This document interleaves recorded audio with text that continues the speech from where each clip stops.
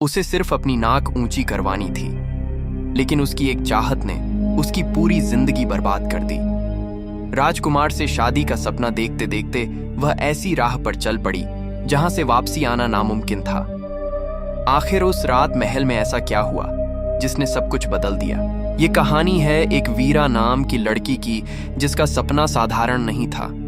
वह किसी भी तरह राजकुमार से शादी कर राजमहल की रानी बनना चाहती थी, लेकिन उसे हमेशा लगता था कि वह उतनी सुंदर नहीं है जितनी एक रानी को होना चाहिए। खासकर उसे अपनी नाक से शिकायत थी।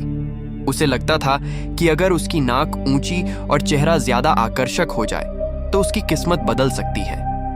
कुछ ही समय पहले उसके पिता का देहांत हुआ था। घर में शोक का माहौल था, लेकिन उसकी मां के मन में शोक से ज्यादा चिंता थी भविष्य की। वह हमेशा से महत्वाकांक्षी और थोड़ी स्वार्थी स्वभाव की थी। अकेले जीवन बिताने की बजाय उसने जल्दी ही एक अमीर काउंट से शादी कर ली। इस शादी के बाद वीरा और उसकी मां काउंट के विशाल महल जैसे घर में आकर रहने लगी। काउंट की एक बेटी थी, एमी। एमी स्वभाव से शांत, सरल और बेहद सुंदर थी। उसकी सुंदरता बनावटी नहीं बल्कि स्वाभाविक थी।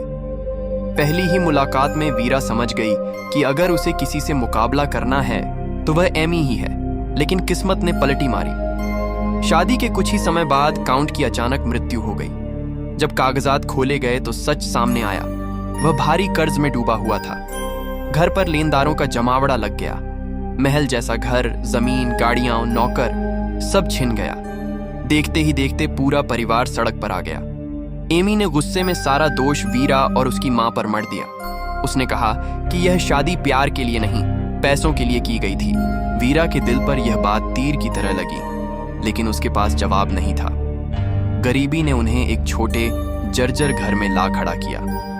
लेकिन उसी समय एक खबर पूरे राज्य में फैल गई। राजकुमार पूर्णिमा की रात एक भव्य नृत्य समारोह आयोजित करने वाले हैं। इस समारोह में राज्य की योग्य और अविवाहित युवतियों को आमंत्रित किया जाएगा।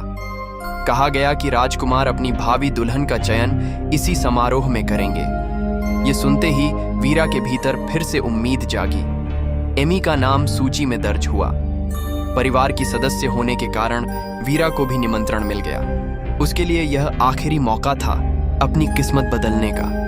वीरा की मां ने बची खुची जमा पूंजी भी उसकी सुंदरता निखारने में लगा दी। महंगे कपड़े, सौंदर्य उपचार, नृत्य प्रशिक्षण, सब कुछ। वीरा ने एक प्रतिष्ठित नृत्य विद्यालय में प्रवेश लिया। वहां उसे रोज घंटों अभ्यास करना पड़ता। प्रशिक्षक अक्सर उसकी तुलना एमी से करते। कहते, एमी में स्वाभाविक लय है, तुम ज्यादा कोशिश करती दिखती हो। यह बातें उसके दिल को चीर देती, लेकिन वीरा ने हार नहीं मानी। उसने अपने शरीर को परफेक्ट बनाने के लिए कठोर उपाय अपनाए। वह कम खाने लगी, खुद को घंटों दर्पण के सामने निहारती, चेहरे की छोटी छोटी कमियों को सुधारने की कोशिश करती। कुछ जोखिम भरे सौंदर्य उपचारों का सहारा भी लिया। धीरे धीरे उसके शरीर पर असर दिखने लगा, कमजोरी, थकान, बालों का झड़ना। लेकिन वह इसे अपने सपनों की कीमत मानती रही। आखिर वह रात आ ही गई। महल रोशनी से जगमगा रहा था। झूमरों की चमक, संगीत की धुन, रेशमी पोशाकों की सरसराहट, पूरा वातावरण किसी स्वप्न जैसा लग रहा था। सैकड़ों सुंदर युवतियां वहां मौजूद थीं। हर कोई राजकुमार का ध्यान पाना चाहती थी। जब वीरा ने प्रवेश किया तो कुछ पल के लिए सबकी निगाहें उस पर टिक गईं। उसने शानदार पोशाक पहनी थी। उसका आत्मविश्वास उसके चेहरे पर झलक रहा था। राजकुमार की नजर भी उस पर पड़ी। उसने हल्की मुस्कान दी। वीरा का दिल जोरों से धड़कने लगा। उसे लगा यही वह क्षण है जिसके लिए उसने सब सहा। लेकिन तभी दरबार के द्वार दोबारा खुले। एक रहस्यमयी युवती अंदर आई। उसकी पोशाक सादगी भरी थी, पर उसमें एक अलग ही आभा थी। उसकी चाल में बनावट नहीं थी, बल्कि सहज गरिमा थी। पूरा सभागार शांत हो गया।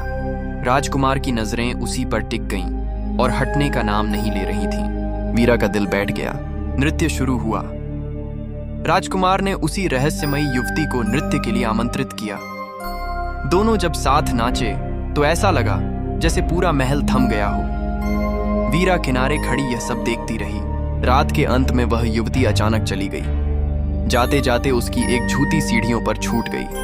राजकुमार ने वह जूती उठाई और घोषणा की, जिस युवती के पैर में यह जूती बिल्कुल ठीक बैठेगी वही मेरी दुल्हन होगी। कुछ ही दिनों बाद राजकुमार के सैनिक घर घर जाकर उस जूती को पहनाकर देखने लगे। जब वे वीरा के घर पहुंचे तो पहले एमी को बुलाया गया। जूती उसके पैर में बिल्कुल सही बैठ गई। उसी क्षण सब समझ गए, वही वह रहस्यमयी युवती थी। वीरा की बारी भी आई। उसने कोशिश की, लेकिन जूती उसके पैर में ठीक से नहीं आई। उसके सारे सपने उसी क्षण टूट गए। उसकी आंखों के सामने अंधेरा छा गया। जिन त्यागों को वह सफलता की सीढ़ी समझ रही थी, वही उसके पतन का कारण बन गए। राजकुमार ने एमी को अपनी दुल्हन घोषित किया। महल में शहनाइयां बजने लगीं और वीरा, वह अपने कमरे में अकेली बैठी दर्पण को देख रही थी। पहली बार उसने खुद को बिना तुलना के देखा। उसे समझ आया, उसने अपनी सेहत, आत्मसम्मान और सुकून, सब कुछ एक ऐसे सपने के लिए दांव पर लगा दिया जो केवल बाहरी सुंदरता पर टिका था। एमी महल चली गई। वीरा वहीं रह गई, लेकिन अब उसके भीतर एक नई समझ जन्म ले चुकी थी। कहानी यहीं समाप्त होती है। यह सिर्फ एक असफल प्रेम कहानी नहीं, बल्कि उस अंधी महत्वाकांक्षा की कहानी है जो इंसान को भीतर से खोखला कर देती है। जब हम खुद को बदलने की होड़ में अपनी असली पहचान खो देते हैं, तो जीत भी हार जैसी लगने लगती है,